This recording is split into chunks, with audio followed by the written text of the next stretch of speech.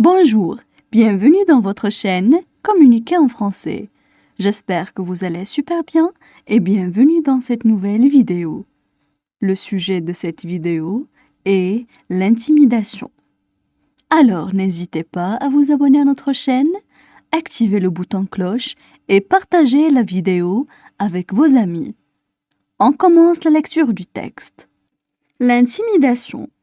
La cyberintimidation, c'est quand on utilise des outils technologiques comme un téléphone intelligent ou les réseaux sociaux pour intimider ou harceler une personne. En effet, l'intimidation à l'école et la cyberintimidation sont des phénomènes graves de plus en plus répandus. Les jeunes qui sont ciblés souffrent davantage de dépression et d'isolement. Ils craignent de parler de ce harcèlement et de confier leur malheur à autrui, de peur de subir davantage de maltraitance. Ce phénomène conduit inévitablement au décrochage scolaire. Certaines victimes peuvent tomber malades, avoir des difficultés à dormir et montrent des signes de dépression.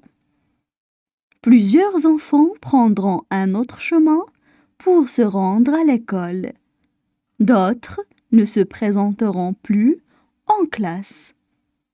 Cette violence en milieu éducatif mène souvent au suicide. Plusieurs jeunes, plus particulièrement des filles, se sont suicidés à la suite d'actes d'intimidation. Les autorités scolaires essaient de prendre les mesures nécessaires par la mise en place de programmes d'aide et de surveillance. Mais le problème demeure profond et il est difficile à contrôler. On passe maintenant à la traduction en arabe. L'intimidation. L'intimidation. La cyberintimidation, c'est quand on utilise des outils technologiques. La cyberintimidation, c'est quand on utilise des outils technologiques. Comme un téléphone intelligent ou les réseaux sociaux pour intimider ou harceler une personne. Comme un téléphone intelligent ou les réseaux sociaux pour intimider ou harceler une personne. En effet, l'intimidation à l'école et la cyberintimidation sont des phénomènes graves, de plus en plus répandus. En effet, l'intimidation à l'école et la cyberintimidation sont des phénomènes graves, de plus en plus répandus. Les jeunes qui sont ciblés souffrent davantage de dépression et d'isolement. Les jeunes qui sont ciblés souffrent davantage de dépression et d'isolement. Ils craignent de parler de ce harcèlement et de confier leur malheur à autrui. Ils craignent de parler de ce harcèlement et de confier leur malheur à autrui. De peur de subir davantage de maltraitance. De peur de subir davantage de maltraitance. Ce phénomène conduit inévitablement au décrochage scolaire. Ce phénomène conduit inévitablement au décrochage scolaire. Certaines victimes peuvent tomber malades, avoir des difficultés à dormir et montrent des signes de dépression. Certaines victimes peuvent tomber malades, avoir des difficultés à dormir et montrent des signes de dépression. Plusieurs enfants prendront un autre chemin pour se rendre à l'école. Plusieurs enfants prendront un autre chemin pour se rendre à l'école.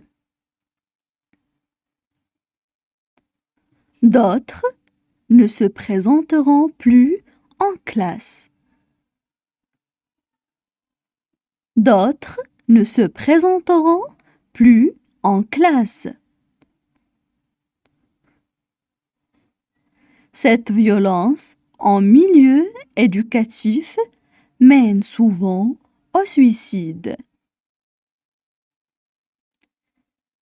Cette violence en milieu éducatif mène souvent au suicide. Plusieurs jeunes, plus particulièrement des filles, se sont suicidés à la suite d'actes d'intimidation.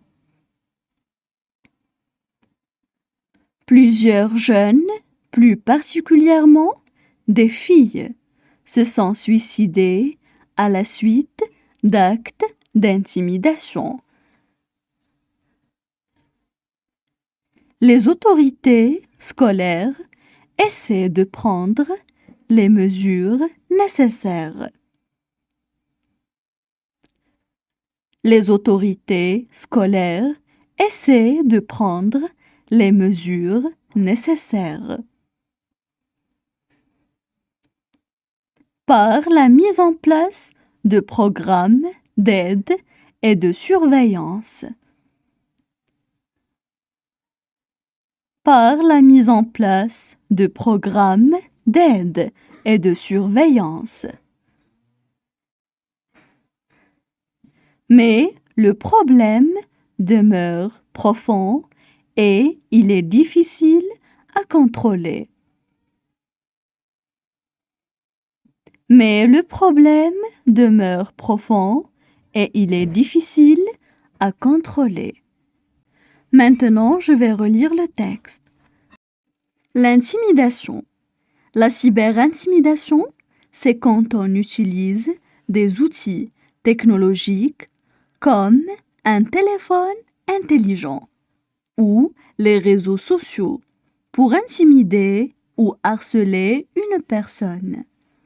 En effet, l'intimidation à l'école et la cyberintimidation sont des phénomènes graves de plus en plus répandus. Les jeunes qui sont ciblés souffrent davantage de dépression et d'isolement. Ils craignent de parler de ce harcèlement et de confier leur malheur à autrui, de peur de subir davantage de maltraitance. Ce phénomène conduit inévitablement au décrochage scolaire. Certaines victimes peuvent tomber malades, avoir des difficultés à dormir et montrent des signes de dépression. Plusieurs enfants prendront un autre chemin pour se rendre à l'école. D'autres ne se présenteront plus en classe. Cette violence en milieu éducatif mène souvent au suicide. Plusieurs jeunes, plus particulièrement des filles, se sont suicidés à la suite d'actes d'intimidation. Les autorités scolaires essaient de prendre les mesures nécessaires par la mise en place de programmes d'aide et de surveillance. Mais le problème demeure profond et il est difficile à contrôler.